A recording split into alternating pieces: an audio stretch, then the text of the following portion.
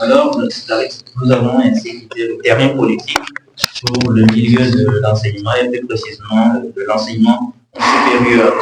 Avec Dynamisme Info, nous apprenons qu'il y a une pagaille, une pagaille qui s'organise à l'université parce qu'il est écrit ici enseignant admis à la retraite, toujours dans des postes de responsabilité. Seul le gouvernement peut citer la fin de la sortie de pagaille avec Materi, nous appelons enseignement supérieur et recherche scientifique au Bénin.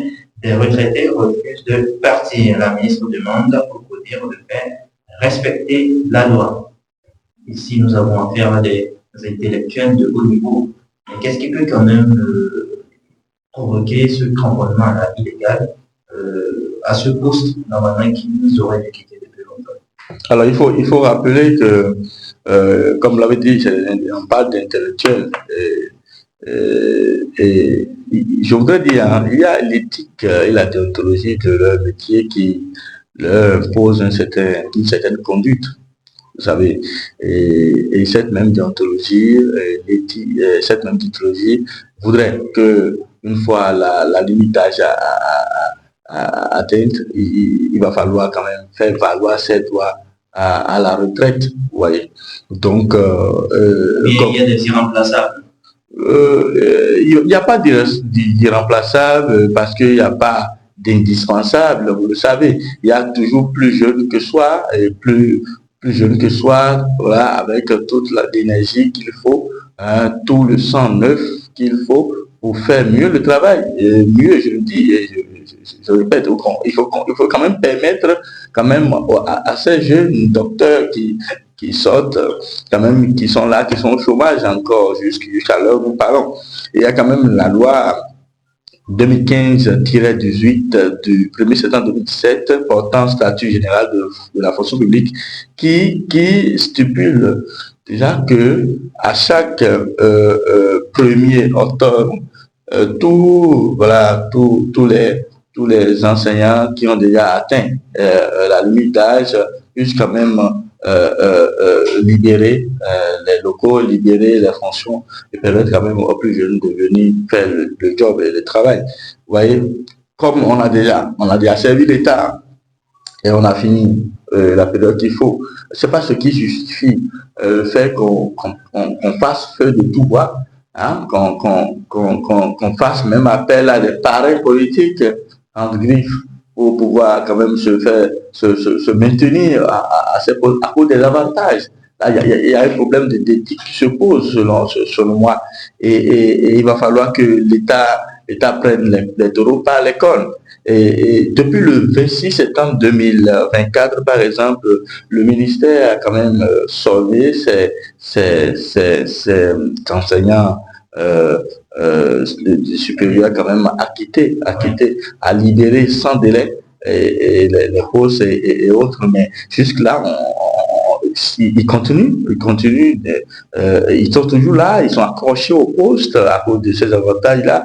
Et on ne sait pas comment on peut justifier cela dans un état où le président travaille quand même à la promotion de la jeunesse. Et comment cela se justifie et que on est enseignant et qu'on a fini son temps et qu'on refuse de libérer, qu'on refuse de permettre, on ne veut pas permettre à ce que la jeune génération quand même tente également leur chance. Alors, ils ont quand même servi la nation. Et on est reconnaissant. Au cas où ceux-ci-là se penseraient irremplaçables, est-ce que ce n'est pas un aveu d'échec de leur part? Parce que ayant fait par exemple 30 ans de carrière, 40 ans de carrière, et ne pas avoir été en mesure de former quelqu'un pour assurer sa succession, est-ce que ce n'est pas un échec? Mais un échec, mais ils ne le voient pas de cet œil-là. Il y en a qui ne veulent pas avoir même de successeurs. Il y en a qui ne veulent pas avoir de remplaçants. Il y en a qui, selon eux, ils détiennent la science infuse. et de leur matière ou de leur discipline. Selon eux, bon, c'est mon UE, c'est mon UV, voilà, c'est ce que vous entendez souvent dans le milieu. Mais du point de vue de l'éthique et de la déontologie, mais ça pose une question, ça pose un problème. Ça me pose un problème.